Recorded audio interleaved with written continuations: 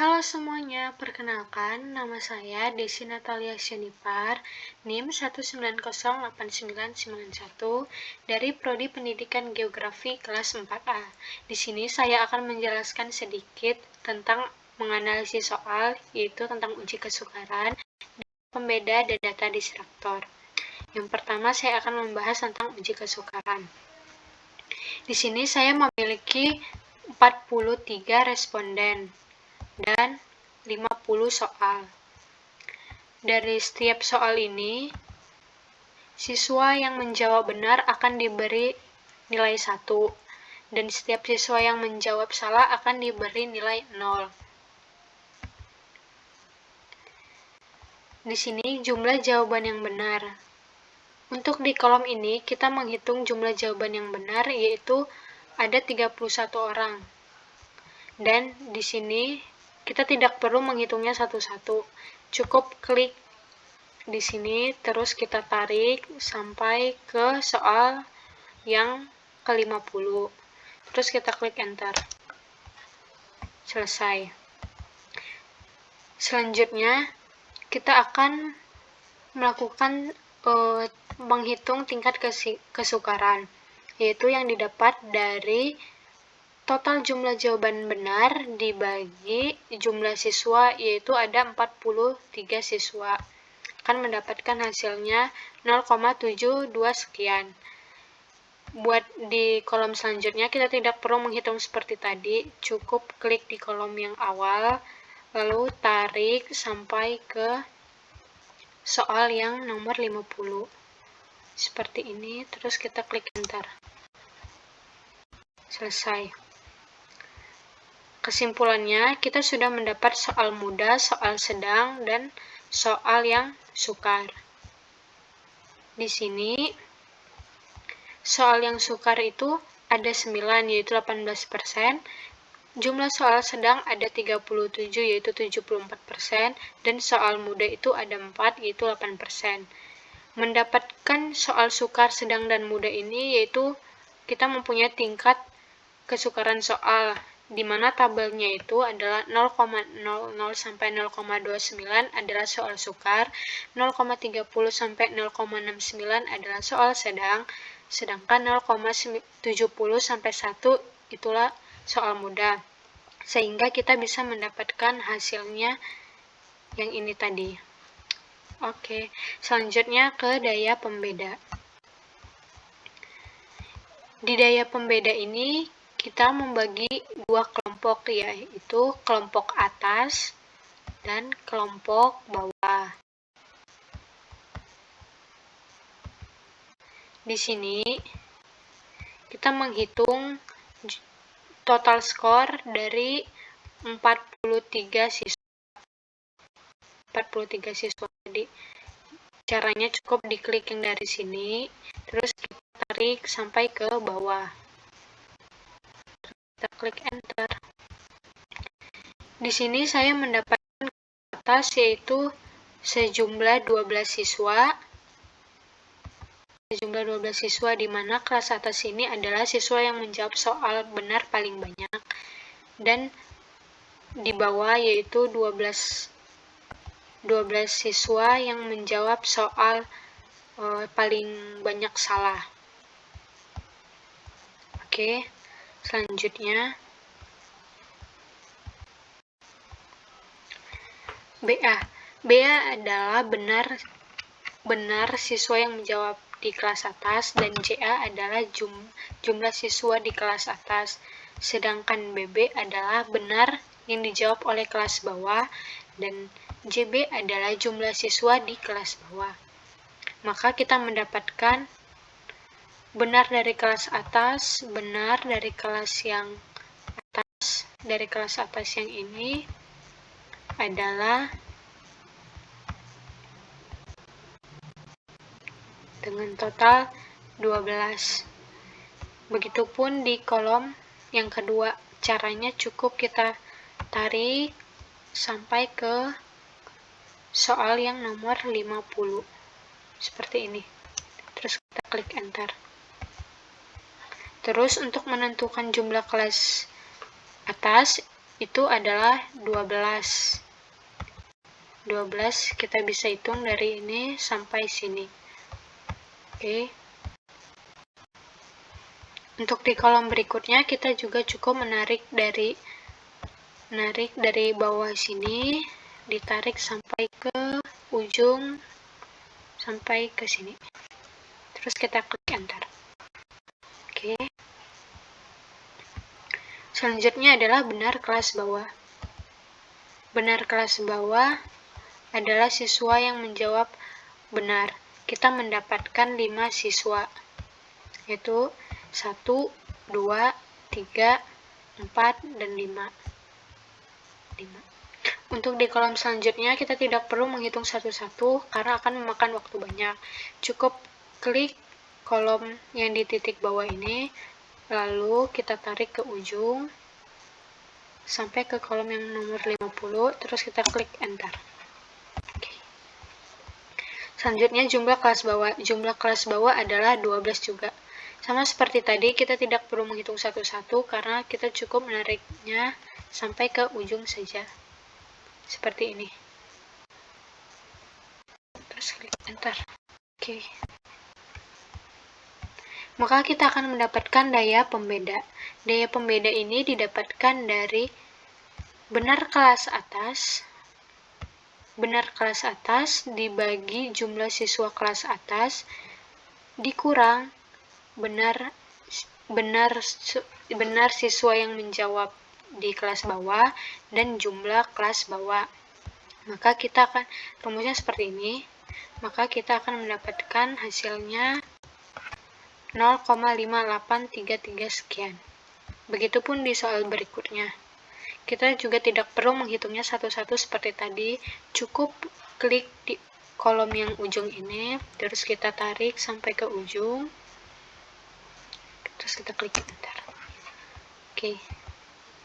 Selanjutnya, maka kita akan menemukan daya kesimpulan baik, jelek, dan cukup. Ada 3 kategori.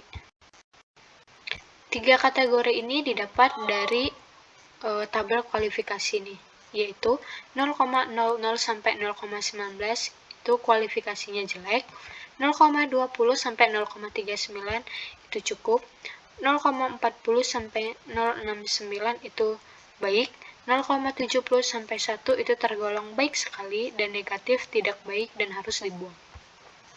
Maka yang kita dapatkan adalah daya pembeda jelek mendapatkan 6, daya pembeda cukup 12, daya pembeda baik ada 18, daya pembeda baik sekali ada 12, dan tidak baik yaitu yang harus dibuang adalah 2.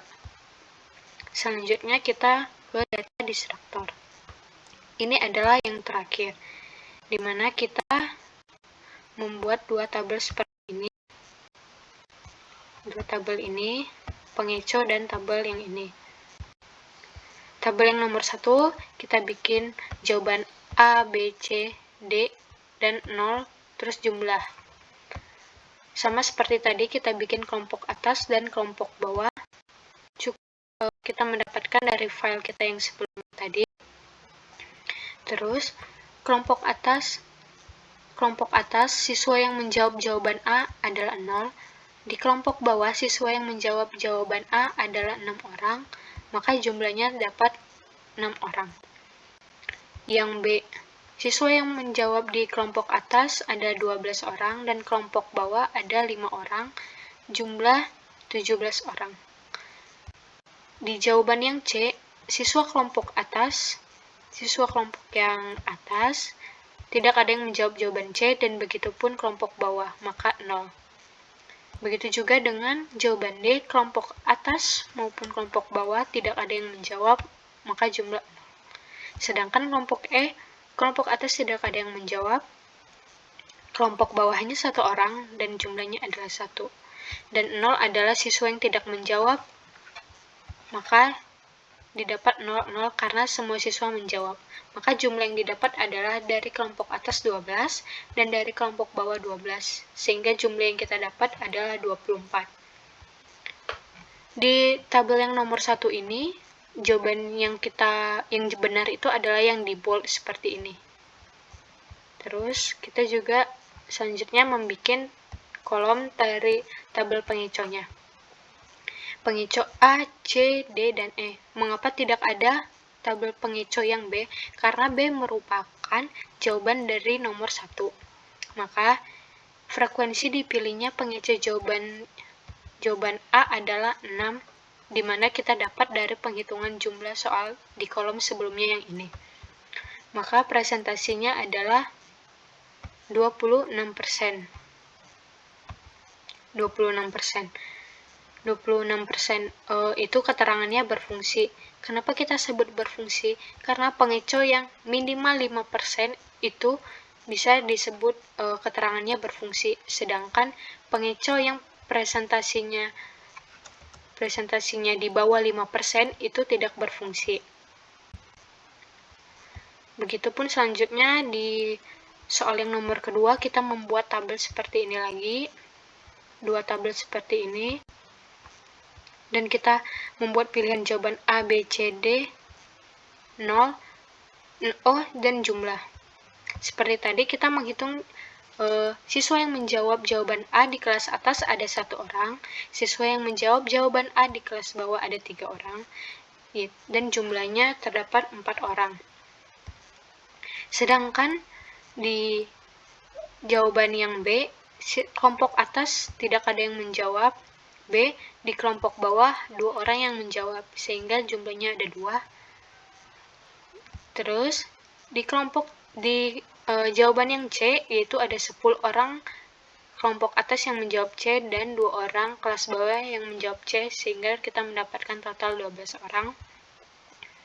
Begitupun dengan jawaban yang D, kelompok atas tidak ada yang menjawab, sedangkan kelompok bawah siswa yang menjawab hanya ada 4, sehingga kita mendapatkan jumlah 4. Di kelompok E, ada 1 orang yang menjawab di kelas atas dan 1 orang dari kelas bawah dengan jumlahnya 2 orang. Dan 0 adalah tidak ada sama sekali siswa yang tidak menjawab. Maka kita mendapatkan jumlah jawabannya dari kelas atas 12, kelas bawah 12, maka jumlahnya terdapat 24. Maka kita juga membuat tabel pengecohnya. Pengecoh A, B, D, dan E. Mengapa tidak ada tabel pengecoh yang C? Karena C merupakan jawaban dari nomor 2. Seperti tadi, frekuensi dipilih jawaban pengecoh A, yaitu dari jumlah yang sudah kita hitung tadi ada 4. Pengecoh B ada 2 orang. Pengecoh D ada 2 orang, Pengecoh D ada 4 orang. Dan pengecoh E ada 2 orang.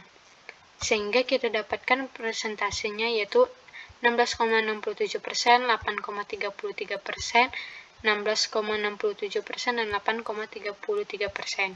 Keterangan yang kita dapat adalah berfungsi. Mengapa berfungsi? Karena seperti yang saya bilang tadi, minimal 5% itu disebut berfungsi, sedangkan di bawah 5% itu tidak berfungsi. Dari nomor 1, nomor 2, kita membuat tabel seperti itu sesuai jumlah soal yang kita berikan, yaitu di sini ada 50 soal. 50 soal dan 50 tabel pengecoh. Sebelum kita membuat tabel jawaban ini, kita terlebih dahulu mengetahui atau membuat tabel jawaban di nomor soal, yaitu nomor 1, nomor 2, sampai yang nomor 50. Sampai ke nomor 50, kita membuat jawaban yang benar. Di sini saya memberi tanda merah untuk jawaban nomor 1 yang benar, yaitu B, dan nomor 2 jawabannya C, yaitu yang saya merahin. Oleh karena itu, saya bisa membuat tabel yang ini tadi. Dan menghitung dari siswa kelas bawah dan siswa kelas atas yang menjawab jawaban A, B, C, D, dan E. Segitu saja. Sekian yang bisa saya sampaikan, kurang lebihnya mohon maaf. Terima kasih.